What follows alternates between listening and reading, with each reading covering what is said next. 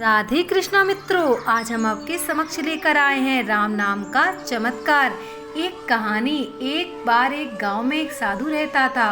वह सारा दिन राम नाम का जाप करता था और ढोलक बजाकर कीर्तन किया करता था। उसकी कुटिया के पास एक व्यक्ति का घर था। वह उससे बहुत परेशान था। एक दिन वह व्यक्ति गुस्से में उस साधु की कुटिया में आया और साधु से कहने लगा कि तुम इस ढोलक को बजाते हो, इससे हमारी नींद खराब होती है। तुम तो दिन रात राम नाम का जाप करते हो, क्या तुम्हें कोई काम नहीं है? हमें तो कमाने जाना पड़ता है और तुम्हारी ढोलक की आवाज़ से हम सो नहीं पाते हैं। यह सुनकर साधु कहने लगा कि तुम भी मेरे साथ राम नाम का जाप करके देखो, तब तुम्हें पता चलेगा इसमें कितना आनंद आता है। उस व्यक्ति ने थोड़ा गुस्से में आकर कहा, अगर मैं तुम्हारे साथ राम का जाप करूंगा तो क्या तुम्हारा राम मुझे खाने को देगा? साधु कहने लगे कि मुझे तो राम नाम की लगन लगी है और राम जी की कृपा से हर रोज भोजन मिल जाता है। तुम भी राम नाम का जाप करके देख लो, मुझे भरोसा है भगवान तुम्हें भी खाने को जरूर देंगे। वह आदमी उस साधु को चुनौती देता है कि मैं तुम्हारे साथ राम नाम का जाप करता हूँ।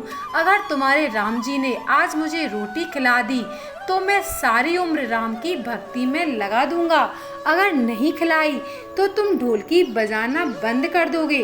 साधु कहता है कि मैंने तो निस्वार्थ भाव से प्रभु की भक्ति की है, लेकिन फिर भी मुझे तुम्हारी चुनौती मंजूर है। वह व्यक्ति साधु के साथ बैठकर राम नाम का जाप करता है और मन में है निश्चय करता है कि चाहे कुछ भी हो जाए, आज मैं भोजन नहीं करूँगा। देखता हूँ इसका राम मुझे भोजन कैसे कराता है।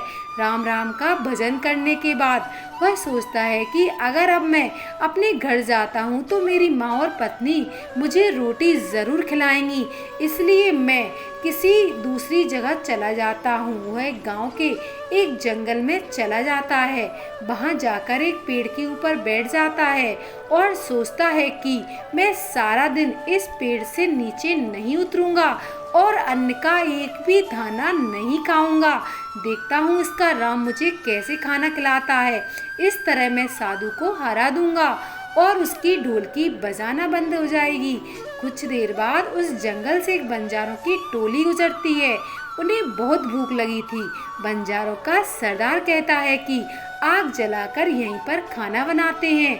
अब खाना बनाने के लिए आगे बढ़ते हैं। खाना बन जाता है तो बंजारे खाना खाने वाले ही होते हैं। इतने में खबर आती है कि वहाँ डाकू आने वाले हैं। तो बंजारों का सरदार कहता है हमें यहाँ से जाना चाहिए, नहीं तो डाकू हमारा सारा सामान लूट लेंगे। वे बंजारे खाना वहीं पर छोड़कर चले जाते हैं। वह आदमी पेड़ पर बैठा सब कुछ देख रहा था। कुछ समय बाद डाकू वहाँ पहुँचते हैं। भोजन को देखकर डाकू कहते हैं खुशबू तो बहुत अच्छी आ रही है, भोजन किसने बनाया है और बनाने के बाद खाया क्यों नहीं? यह हमें फंसाने के लिए कहीं कोई चाल तो नहीं है? इस भोजन में जहर तो नहीं है? उसी समय डाकुओं के सरदार की नज़र पेड़ पर बैठे व्यक्ति पर पड़ती है। वह उस व्यक्ति को नीचे आने का आदेश देते हैं। डाकू उस व्यक्ति से पूछते हैं हमें मारने के लिए क्या भोजन तुमने बनाया है? वह बेचारा मिन्नतें करता रहता है कि मैंने यह भोजन नहीं बनाया और इसमें जहर भी नहीं है, यह भोजन बंजारों ने बनाया है। आपके आने की खबर सुनकर वह यहाँ से भाग गए, लेकिन डाकुओं के आगे उसकी एक भी नहीं चलती है। डाकू से कहते हैं कि अब तुम्हें यह भोजन खाकर दिखाना पड़ेगा, क्योंकि हमें लगता है इसमें जहर है।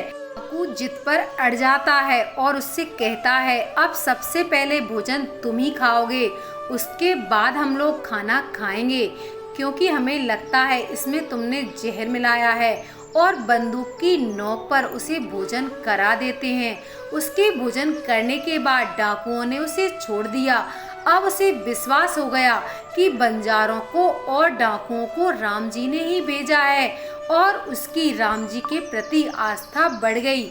वह वहाँ से सीधा साधु की कुटिया में जाता है और जाकर साधु के चरणों में प्रणाम करता है और उन्हें सारा वृतांत सुना देता है। अब उस साधु से भी ज्यादा उसे राम नाम की लगन लग गई थी और उसने अपना पूरा जीवन प्रभु राम जी को समर्पित कर दिया।